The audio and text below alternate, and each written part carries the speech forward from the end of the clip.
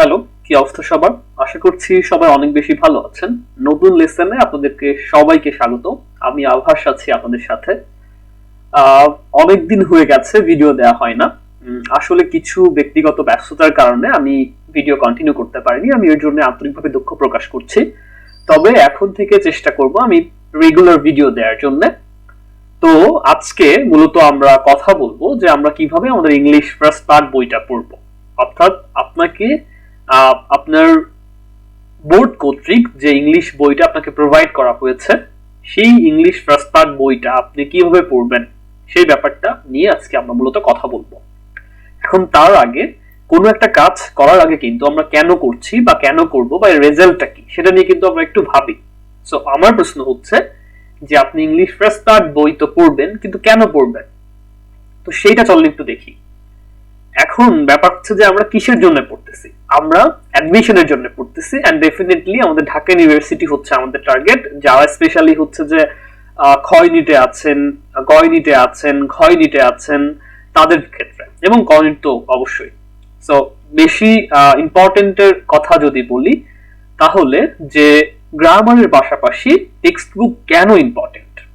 এখন আমি আপনাদেরকে একটু দেখাই, একটু নিচের দিকে স্ক্রল করে দেখুন। এইটা হচ্ছে যে মেবি 2021-এর অর্থাৎ এই যে কিছুদিন আগে যে অ্যাডমিশনটা হয়েছে 2021-এ, এইটাতে বা 2020-এর যে কোনো একটাতে এই কোশ্চেনটা আসছিল যে write a short paragraph of 10 sentences on the dying Buriganga river.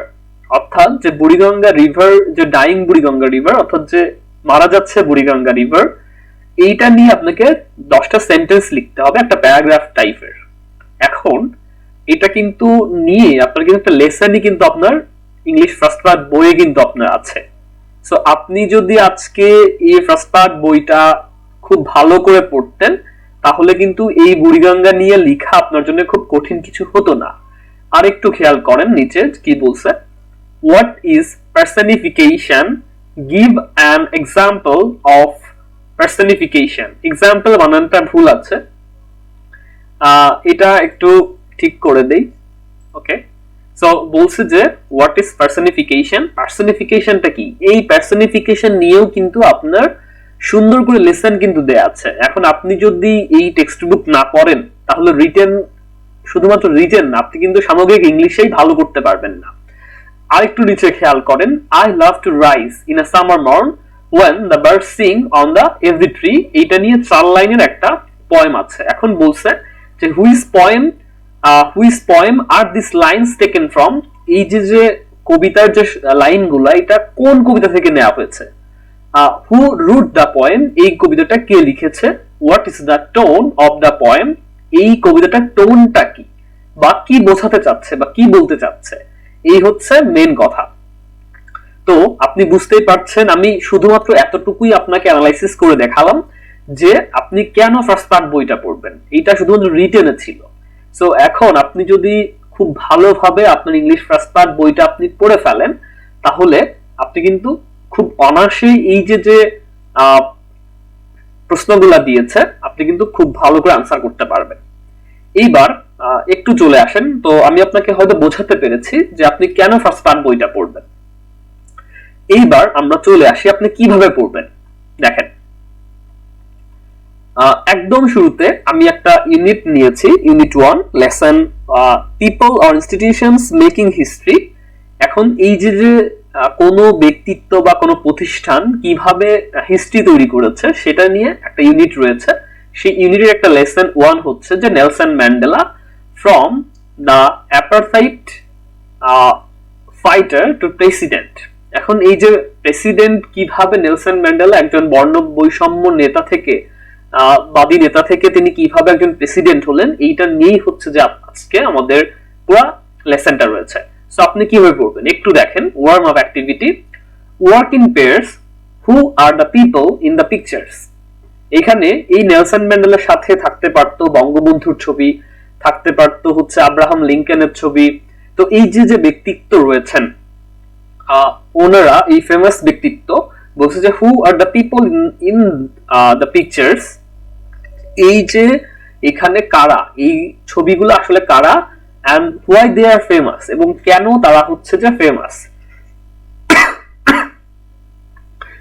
Sorry, তো এই মানুষগুলো যদি আপনাকে এখন রিটেনে এরকম তিনজন চারজন ফেমাস ব্যক্তির ছবি দিয়ে যদি আপনাকে একটা কোশ্চেন দিয়ে দেয় যে who are the people in the pictures and why are they famous, তো আপনি কিভাবে সেটা করবেন? আমি আপনাকে জানিয়ে রাখি, এটা কিন্তু আপনার টেক্সট বুক থেকেই করবে। সো আপনি যদি এই লেসনগুলো খুব সুন্দর করে পড়েন তাহলে কিন্তু এই আনসারটা করা আপনার জন্য অনেক ইজি হবে। আপনি নেক্সট কোশ্চেনটাতে আসেন, কি বলছে যে make a list of some famous people that you have heard about and wrote about their contribution on their fields. Okay, sorry আবারও। তো ব্যাপার হচ্ছে যে কিভাবে আমি এটা লিখবো সেটা আমরা অন্য কোনো ভিডিওতে দেখাবো। আজকে আমরা জাস্ট বলছি যে কি বলছে দেখেন, make a list of some famous people, আপনি ফেমাস মানুষদের একটা লিস্ট করবেন এবং আপনি যার সম্পর্কে জানেন বা শুনেছেন এবং কোন কারণে, কোন কন্ট্রিবিউশনের কারণে তিনি আসলে ফেমাস সেটা আপনাকে একটু লিখতে হবে। সো এইটা কিন্তু বই থেকে, যদি আপনার একদম আপনার প্রথম গল্পটা হয়তো এটা, সো আপনি যদি অ্যাডমিশনে যেয়ে দেখেন এই কোশ্চেনটাই আপনাকে দিয়ে দিয়েছে, তখন আপনি কি করবেন? আপনার কিন্তু তখন ভাবতে হবে যে আমি যদি একটু বাসায় এটা পড়তাম তাহলে আমার জন্য কিন্তু অনেক সহজ হতো এটা আনসার করা। এবং আমি আবারও আপনাদেরকে বলছি যে বিশ্ববিদ্যালয়ের শিক্ষকেরা অনেক স্মার্ট, ওনারা দেখার চেষ্টা করবেন যে আপনারা কতটুকু বই পড়েন, কতটুকু বইয়ের সাথে সম্পৃক্ত। কারণ আমাদের কিন্তু একটা হচ্ছে যে বদনাম করা হয়ে থাকে যে আমরা গাইড বই মুখস্থ করে পরীক্ষা দেই বা আমরা আসলে বইয়ের সাথে কানেক্টেড না। সো এই জন্য ইউনিভার্সিটি টিচাররা এই ব্যাপারটাই দেখার চেষ্টা করেন যে আপনি কতটুকু বই পড়েন, এবং আপনি একটু অ্যানালাইসিস করলে দেখবেন যে আপনার যত ধরনের হচ্ছে যে ভোক্যাব আসছে, যত ধরনের সিনোনিম অ্যান্টোনিম আসছে, ম্যাক্সিমাম হচ্ছে যে বই থেকে দেয়া। হ্যাঁ, সো যদি আপনি একটু ভালো করে বই পড়তে পারেন আপনার কিন্তু চান্স পাওয়াটা অনেক ইজি হয়ে যাবে ঢাকা ইউনিভার্সিটি তথা যে কোনো বিশ্ববিদ্যালয়ের জন্য। আপনাকে অবশ্যই গ্রামার প্র্যাকটিসের পাশাপাশি আপনাকে ইংলিশ ফার্স্ট পার্টের প্রত্যেকটা ইউনিট খুব সুন্দর করে পড়তে হবে। এখন চলে আসেন আপনি কিভাবে পড়বেন। এই যে এখান থেকে আমাদের শুরু হলো যে Johannesburg Reuters, Nelson Mandela guided South Africa from the shackles of apartheid to a multiracial democracy, এরকম করে আমাদের 1 2 3 করে একটা প্যারাগ্রাফ টাইপের করে পুরো লেসনটা আছে। সো আমরা একটু নিচে আসি, আমরা একটু সুন্দর করে লেখার চেষ্টা করেছি ভাবানুবাদ যে Nelson Mandela guided South Africa from the shackles of apartheid. আমি আপনাকে বলি আপনি পুরোটা পড়তে যাবেন না। এখন অনেকেই আছে অনেক ভালো ইংলিশ জানে, তাদের জন্য এটা পড়ে বাংলাটা বের করা অনেক সহজ হয়ে যাবে। সো আপনি কি করবেন, একটু ভেঙে ভেঙে পড়বেন যে Nelson Mandela guided South Africa, Nelson Mandela South আফ্রিকাকে গাইড করেছে from the shackles of apartheid to a multiracial democracy. Multiracial বলতে বোঝাচ্ছে যে একটা বহুজাতিক গণতন্ত্রের দিকে ধাবিত হতে, বর্ণ বৈষম্যের শেকল থেকে বের হয়ে একটা বহুজাতিক গণতন্ত্রের দিকে ধাবিত হতে গাইড করেছে Nelson Mandela. As an icon of piece বলতেছে যে শান্তির মূর্ত প্রতীক হিসাবে, এন্ড রিকনসিলিয়েশন, এবং একজন হচ্ছে যে রিকনসিলিয়েশন হচ্ছে মিলন, who came to embody the struggle for justice around the world. সারা পৃথিবীতে উনি হচ্ছে যে সংগ্রাম করেছেন বিচারের জন্য বা শান্তির জন্য। আচ্ছা, একটু নিচে দেখি যে নেলসন ম্যান্ডেলা শান্তি ও সংহতির একজন আদর্শ হিসেবে দক্ষিণ আফ্রিকাকে বর্ণবাদের নিগড় থেকে বহুজাতিক গণতন্ত্রে পরিণত করায় নেতৃত্ব দিয়েছিলেন, যিনি সারা বিশ্বের ন্যায় বিচারের সংগ্রামকে বাস্তব রূপ দান করেন। এখন এইটা হয়তো এত সুন্দর বাংলা আপনি পড়ে নাও বের করে ফেলতে পারেন, বাট আপনি যদি একটু ভাবাত, অর্থাৎ আপনি কি বোঝাতে চেয়েছে সেটা পড়ে আপনি বুঝেন কিনা, এটা হচ্ছে মেইন কথা। সো আপনি যদি একটু ভাবার্থ বুঝতে পারেন তাহলেও কিন্তু আপনি খুব ভালো আপনার এটার জন্য একটা প্রিপারেশন আপনার হয়ে যাবে। এখন এই যে আপনি যে এই যে শব্দগুলা পড়লেন বা পুরো সেন্টেন্সটা পড়লেন, এখন এই সেন্টেন্সের মধ্যে আপনি দেখবেন যে আপনি গাইডেড মানে কি জানেন কিনা, আপনি শ্যাকেলস মানে কি আপনি জানেন কিনা, আপনি অ্যাপারথাইডের বাংলা জানেন কিনা, মাল্টিরেসিয়ালের বাংলা জানেন কিনা, ডেমোক্রেসি জানেন কিনা, রিকনসিলিয়েশন জানেন কিনা, ইম্বাডি জানেন কিনা, স্ট্রাগল জানেন কিনা। সো এরকম করে অনেকেই আছে, আমি আবার বলছি অনেকে প্রস্তুতি হয়ে গেছে বা অনেকেই ভালো পারবেন, কিন্তু যারা পড়েননি তারা এরকম অনেক আননোন ওয়ার্ড পাবেন। এই অজানা শব্দগুলোর বাংলা আপনারা সাথে সাথে একটা নোট খাতা নিয়ে আপনারা লিখে ফেলবেন এবং তার পাশাপাশি যদি পারেন, দেখেন আমরা কি লিখেছি যে গাইড মানে হচ্ছে পথ দেখানো, এবং সিনোনিম কি, লিড, কন্ডাক্ট, শো। এর হচ্ছে শ্যাকেলস মানে হচ্ছে বন্দি দশা বা হাত পায়ের বেড়ি অথবা বাধা, এবং শ্যাকেলস এর সিনোনিম যেটা যে চেইন, ফ্যাটার, ম্যানাকেল। এবং সাথে সাথে আপনারা এর সাথে যদি অ্যান্টোনিমটা পড়ে ফেলতে পারেন তাহলে তো আরো অনেক ভালো। এতে করে যেমন আপনার পুরো প্যাসেজটা পড়ে এটার বাংলা আপনার জানা হয়ে গেল, ঠিক সাথে করে আপনার কিন্তু আলাদা করে ভোকাবুলারি পড়তে হচ্ছে না। এবং আমি আপনাকে আবারও ইনশিওর করতে পারি বা বলতে পারি যে আপনি যদি একটু রিসার্চ করেন, আপনি দেখবেন, আমি অন্য কোনো ভিডিওতে এটা আপনাদেরকে দেখাবো যে বই থেকে কতটা আসলে সিনোনিম অ্যান্টোনিম এসে থাকে বা আননোন ওয়ার্ড এসে থাকে। ঠিক আছে, সো এই জন্য আপনারা প্রত্যেকটার বাংলা একটু সুন্দর করে জেনে নিবেন এবং সাথে সাথে অ্যান্টোনিম প্লাস সিনোনিমটাও জেনে নিবেন এবং নোট করে রাখবেন।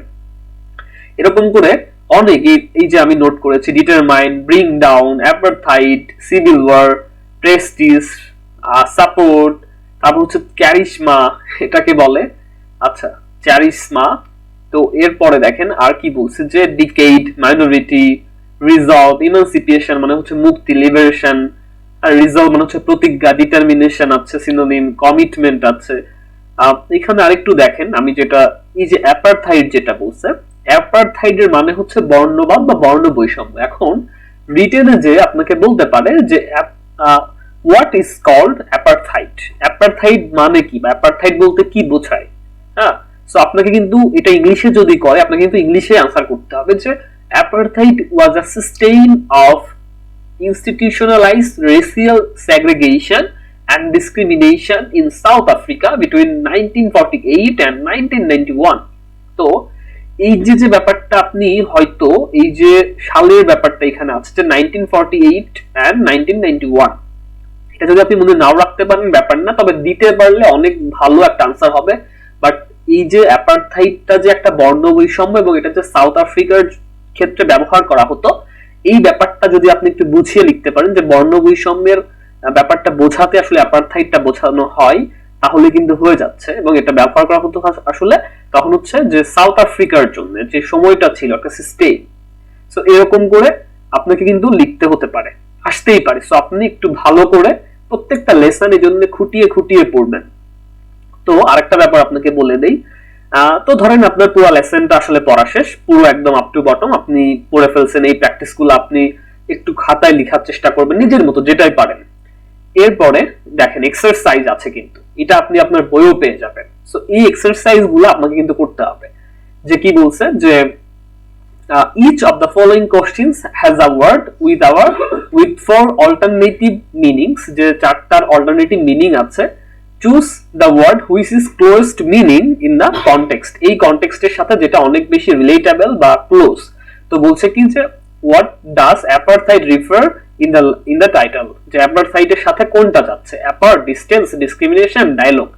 এখন এটার মধ্যে কিন্তু এর সাথে যাই হচ্ছে ডিসক্রিমিনেশন, মানে অ্যাপারথাইড মানে হচ্ছে বর্ণ বৈষম্য, এবং ডিসক্রিমিনেশন মানেও কিন্তু সেম। সো এরকম করে আপনি যে এক্সারসাইজ গুলা প্রত্যেকটা একটু সুন্দর করে যদি করে ফেলেন, আমি জাস্ট দেখিয়ে দিচ্ছি, তাহলে কিন্তু আপনার প্র্যাকটিসটা আরো শতভাগ ভালো হবে। এই যে এরপরে হচ্ছে যে ধরেন এই যে 4 নাম্বার আছে, 5 নাম্বার আছে, এটা মোস্ট ইম্পর্টেন্ট। এই যে আপনার যে ড্যাশপুরান গুলো বা ফিল আপ গুলো আছে, সো এইগুলো যে Mandela among the first to advocate armed resistance to apartheid, কি হবে এখানে। সো এরকম অনেক দেখেন দেয়া আছে, আপনি একটু যদি সুন্দর করে পড়ে ফেলেন আপনি কিন্তু অনেক ভালো প্রস্তুতি নেবেন।